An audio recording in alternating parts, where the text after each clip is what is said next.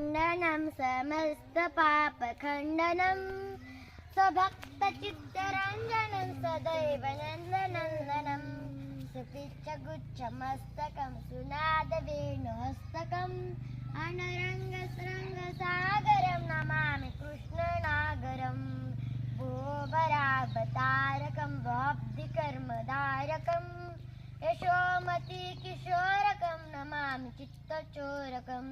दुगन्तकान्तभङ्गिनं सदा सदा लसङ्गिनं